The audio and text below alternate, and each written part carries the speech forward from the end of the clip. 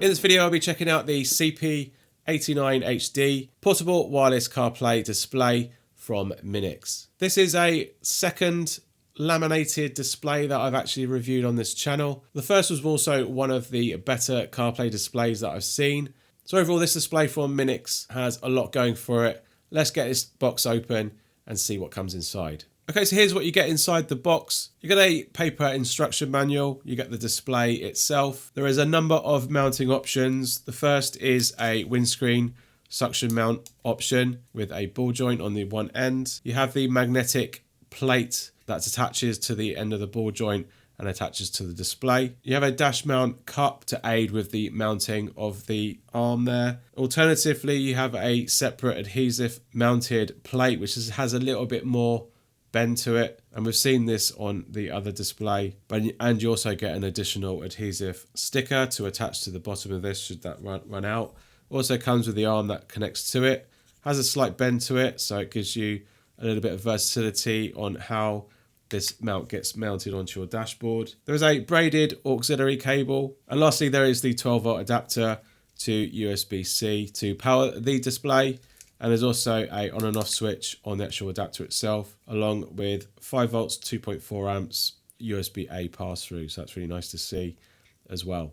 Okay, looking over at the display then, it's very similar territory to the other display that we've seen on this channel. It's nice and thin. It's got a nice display width to it. There is a chunkier bezel at the bottom here. It's not unified around the outside. Would have been nice if that was at the bottom as well, the similar thickness. Up top we have a light sensor at the very top there. On the bottom there's nothing, and on the right hand side there is also nothing other than on the back there is a power button to power the display, like wake and sleep the display on and off. Whilst we're here, we've got some cutouts here to allow the magnetic mount to fit onto and prevent any slippage and falling off, which is good to see. Whilst over on the left hand side here you've got a power connector for the 12-volt adapter to power the display. You have an audio port for auxiliary cable audio. Then there's AV in for a rear view camera, which is an optional accessory. Next is a microphone hole, basically.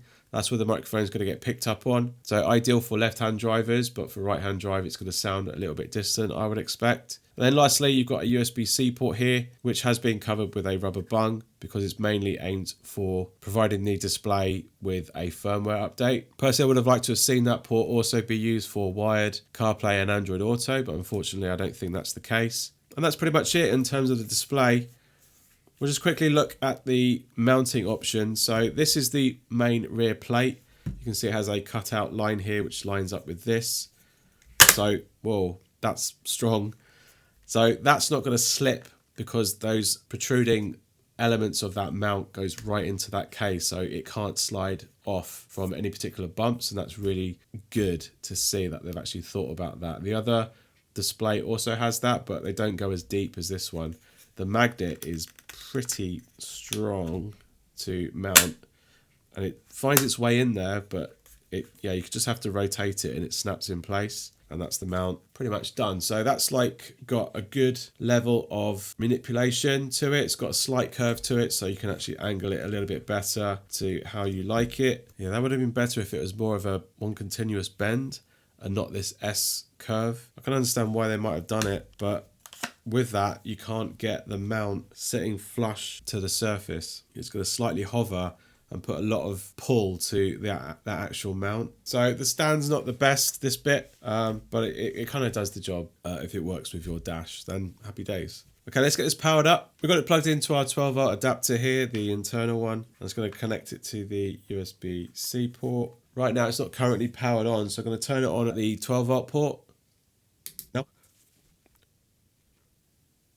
Right, so that's the display all booted up, nice and quick, happy with that.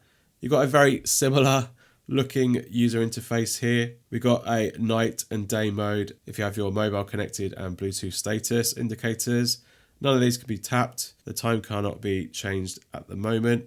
We've got display brightness, which takes us into settings, Bluetooth settings, settings in general, and you've got FM section of settings.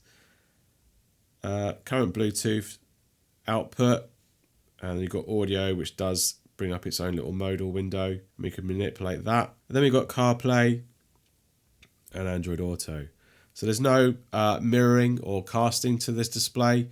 You won't want to anyway, really. It's quite a small display. They're focused on the CarPlay and Android Auto element of this display, which is what I would probably go with. But let's have a look at the settings. We've got system language, date and time, which we can set that now. So we just set up the time, that's all good. Bluetooth, you can't change the name of it, but you can clear any connected devices. Display, you've got brightness, day and night cycles, and the time it might trigger. And then you've got 3 options of wallpapers, pretty cool. You can set that. And then CarPlay settings, you can change the left or right hand drive, which is good to see. And you've got 60 FPS mode, which is what we want. Media navigation and phone volume independent controls, that's really nice to see as an option.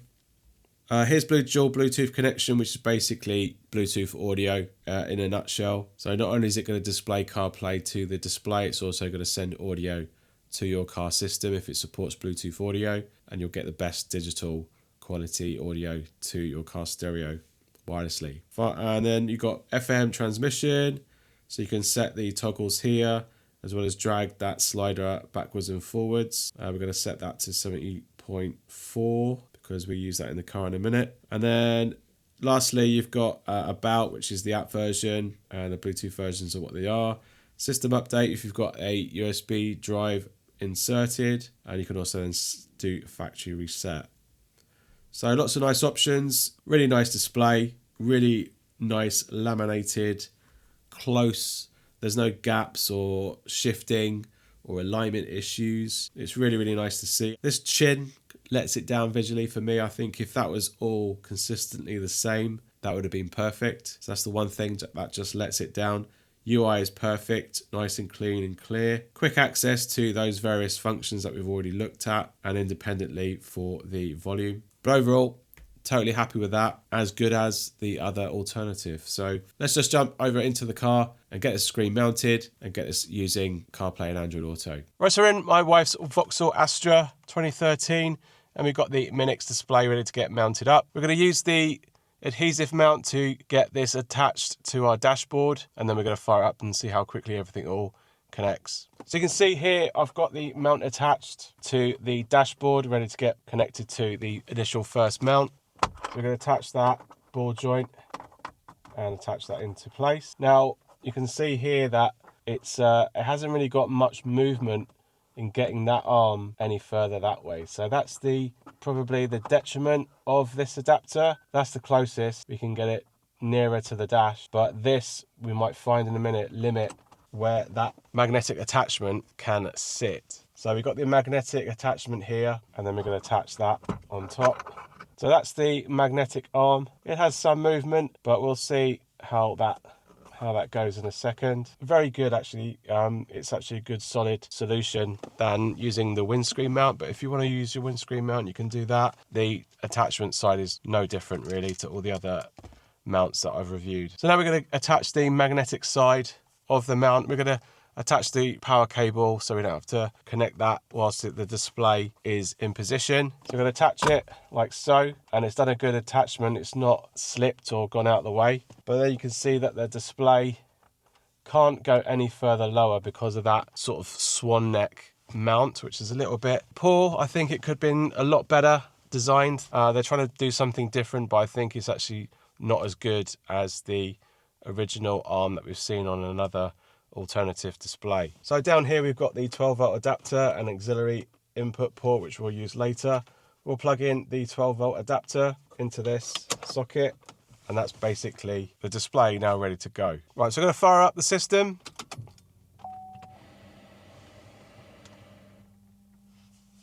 That fires up the display, and we're straight into the main menu interface as we've seen in the studio. So let's first get this connected to wireless CarPlay. So we're going to enter into CarPlay mode here. We're going to enter into our Bluetooth section. We can see that the MINIX there. Tap that to pair. CarPlay.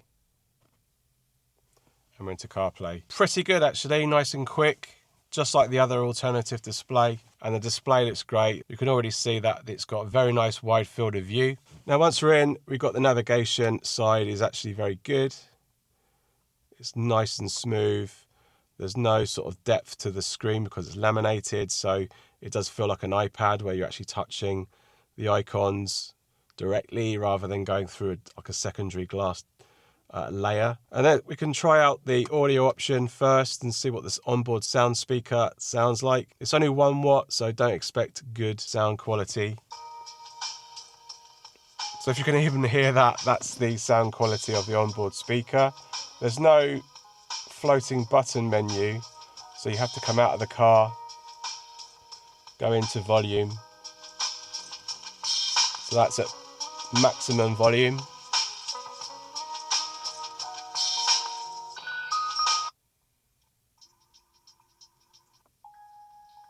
So around about 1 to 2 seconds on the touch interaction to audio through wireless CarPlay, which is pretty much standard these days. I think the screen just looks exceptional, really, just like the alternative original display that we've looked at previously on this channel. It can't be bettered at the moment. Let's do an audio mic test. Hi, this is Anthony from CarPlayLife.com, and this is an audio test using the MINIX CP89-HD CarPlay display, and this is a test using its built-in microphone. Okay, the microphone's going to be a little bit distant because the microphone is firing off on the left-hand side of the display, but it sounds good. But we'll have to get this onto the car speakers to get the full sound of its volume so we can actually test that out. So let's do that first. So we're going to come out of CarPlay and go into FM. We have the car stereo down, you can see here it's 107.4. We're going to dial this into 107.4. If I turn the volume up, you can hear the sound crackle. We haven't locked in yet, so we're going to lock in. That's the audio. Slight hiss, but not noticeable. And I have this cable coiled at the moment. You really should have this completely open to get less interference from that cable using FM. And we'll do that. We're going to extend that out. I'm even going to do it around the whole car. So still hearing that hiss a little bit, but let's place back some audio. So we're going to go into CarPlay. Well, here we are back on the hot, muggy streets of New York.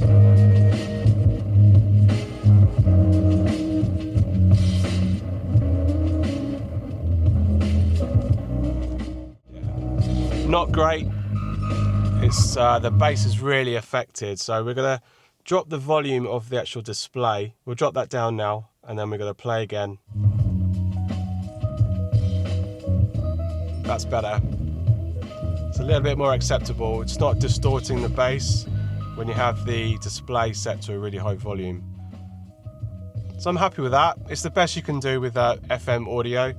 I had the cable coiled and I couldn't really tell the difference, so you could pretty much coil that back up again and stow it away much neater. So let's play back that audio from the call. CarPlay display, and this is a test using its built-in microphone. So a little bit distant on the calling. You'd have to turn the volume up, I think, compared to the volume of the audio. Now this won't be much of an issue with the other audio modes, but before we do that, let's try out calling. Hello? Hello? Hello? Hello? Hello? Hello? Hello? Hello? Hello? Hello? Hello? Hello? Hello? Okay, the call quality is a little bit subpar. Again, using FM audio, so it's a little bit crackly, but I could hear myself and the delay wasn't actually that significant, so a good pass for that. All right, so let's try the second audio mode, which is auxiliary. We've got our auxiliary cable here, and the good thing about a magnetic mount is that we can now just pull it, that comes off. We can actually then connect up the auxiliary cable nice and easy, and then whack that back on the display. So the problem with auxiliary is obviously you get another cable that's coming out of the display. We'll plug that into auxiliary, which is going to automatically switch the car system over to auxiliary. You can see here. So now we're connected to auxiliary. So we're going to play that back again for the audio. So much better, cleaner, no audio distortion. And if you haven't got Bluetooth audio, this is the best that you're going to get, just as long as your car stereo has auxiliary input. But again, you got to find a path for that cable to join the power cable. CP89-HD. Yeah, much cleaner using an auxiliary. You haven't got that FM distortion. I could hear myself fine, but again, that microphone quality is a little bit distant because of its location on the display. We'll just try another call. Hello? Hello? Hello? Hello? Hello? Hello? Hello? Hello? Hello? Okay, call quality on the auxiliary is night and day over FM. There wasn't any distortion there. It was nice and clear, and the delay was very insignificant as well. So happy with that on auxiliary at least. Okay, so before we go into the Bluetooth audio option, let's come out of this and try out Android Auto. I've not closed any of the applications or shut down my iPhone, which I normally would do for a display or Android AI box, for example. I've literally just picked up my Android device and converted this back over to Android Auto just to see if that connects without me disconnecting my iPhone. I can see the mix already, MINIX, tapping that, pair.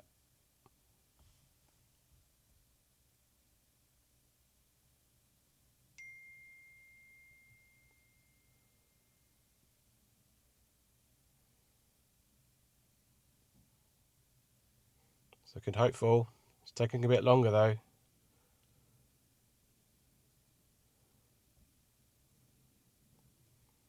And we're in. So pretty good actually. We didn't have to disconnect our Apple phone. We just literally paired it with the Android Auto now, and we are now connected. My Bluetooth to the MINIX is still with CarPlay enabled, and it might have been the reason why we had a bit of a delay between switching between Android Auto. Usually Android Auto should be exactly the same speed as CarPlay. We can test that. I've turned off the Bluetooth. I'm going to turn off the power to the display. So reboots. And so quickly it takes to get into Android Auto. Cool. So I'd say around about 8 seconds and we're into Android Auto, which looks very good actually. Nice and native looking, nice and sharp. You can see if it's responsive, and it fairly is. Not too blurry. We can go into the map section. Play around. The responsiveness is actually quite decent. There's no pinch and zoom on this display. Multi-touch with Android Auto.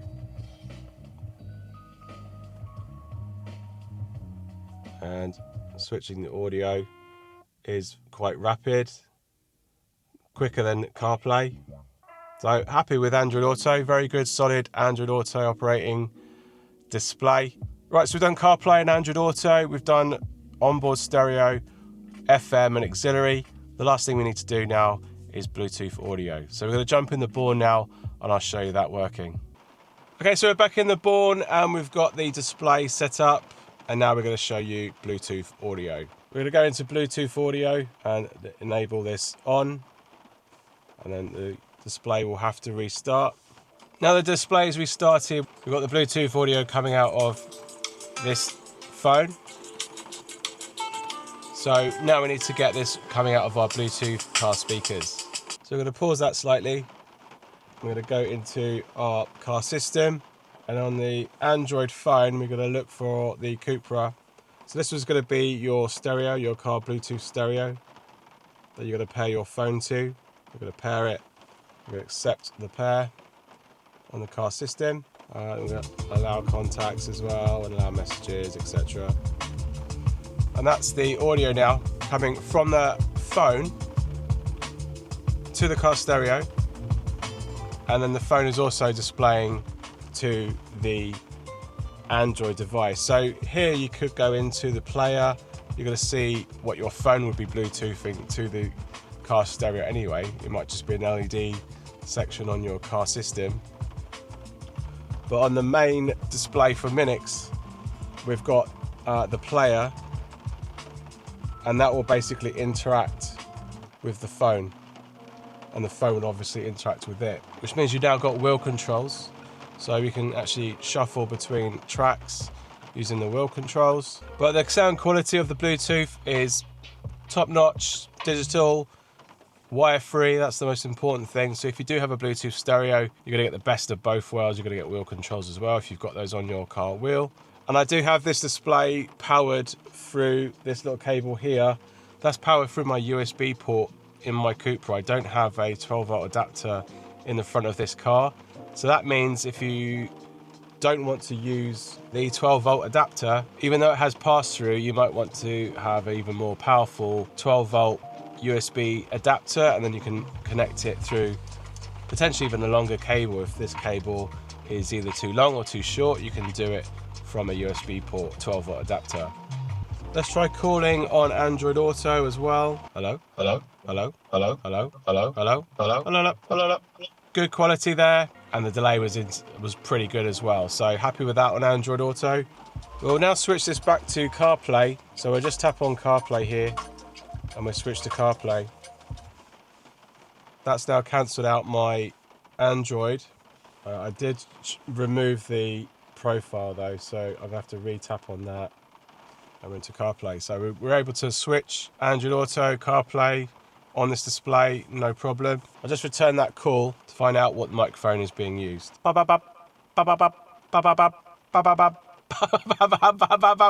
Okay, cool. So that works really well. It's using the microphone from the car. So if you've got a Bluetooth microphone in your car that coincides with your Bluetooth car stereo, then it's going to use that microphone instead of the microphone on the display whilst using Bluetooth audio. So that's good stuff. Okay, we're now playing on the iPhone,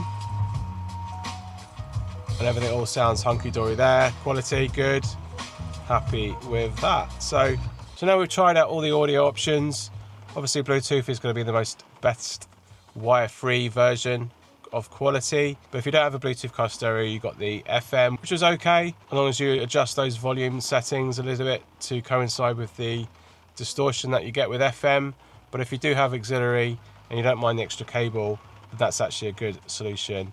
That's decent in the car too. And then finally, we've got that little switch on the back of the screen that gets you into a quick menu option mode where you can turn the screen off and turn it back on again, or you can tap it, you can do a reboot, or you can also shut down that screen as well. So the MINIX CP89-HD portable CarPlay display currently retails for $249.90 from their store directly. It can be had for a little bit cheaper from their Amazon store at $219.99. So if you were to compare it to the other display that we've had on this channel, then it is slightly cheaper on Amazon. But as for differences go, I would say the screen generally is the same. They've just chosen different mounting types. I'd say that the mounting type of the MINIX is actually stronger, and the deeper recess in that circular mount is a little bit less forgiving. The other mount alternative is quite shallow, so it's a bit more easier to put on than the MINIX. But once it's in, the MINIX is probably a little bit more stronger in keeping the mount on the back of the display. I don't think its lightweight mount is actually quite good compared to the alternative. The alternative, just simple curve in its mounting arm, is a lot more versatile than its swan neck type design. Personally, I prefer the other mount design, and I think they should probably also adopt that type. You can bring that display down to the level of the dashboard and reduce the amount of pressure off that adhesive plate. So a simple curve would have been a lot better than this swan arm S sort of shape design. I understand that they're trying to do something different, but the original design of the other brand is actually much better. They offer a nice braided cable for auxiliary. That's a bit nicer than the other brand. It's got a good length to it, so it's definitely going to reach your nearest auxiliary port if that's your option. All the audio options were pretty much on par with the other display as well, so you're not really going to gain anything extra out of buying either of the two. There was one section that I noticed on the other display that this one didn't have in its settings, is that in the CarPlay settings there was a return after 10 seconds to go back to CarPlay if you weren't using it. That's missing from this particular version, and I think I prefer these wallpapers than the other displays. This is a nice wallpaper, but everything else in the settings were pretty much the same except FM seeking. I haven't got the latest update, or if there is an update on the other display, but this is way more intuitive than their buttons that they had on the other alternative display. So I prefer this version that MINIX have done, unless that is now being updated on their display with an update. So if you are looking for a CarPlay display and you don't mind stretching out the extra almost $100 more than some of these other displays that you can buy today for CarPlay, but you are paying for a better quality product. Even if you're looking at displays that are in the region of $120 to $150, that extra $50 is probably worth it to buy a display like this. And its mounting options, although you've got the simple and the windscreen mount option, they are both good, decent solutions in getting the display where you'd like it. You've got the USB pass-through on its adapter, so you can actually connect up a charging mount or just simply plug in your cable from your phone, so you can actually keep your phone charged if you're using it wirelessly. But this, along with the other brand, is the CarPlay display to beat right now. It just comes in at a price, and whether you're willing to pay for that. But if you do consider it, then you're definitely going to get one of the best CarPlay displays on the market today. Alright, thanks for watching, and I hope you found this video helpful. Give us a thumbs up if it has, and let me know down in the comments if you have any questions about the CP89-HD from MINIX, and I'll do my best to answer them. You can support my channel by sending us a super thanks on YouTube, or you could use the link down below to buy me a coffee. I really appreciate it. Thanks again for watching, and I'll see you on the next one. Cheers. Bye.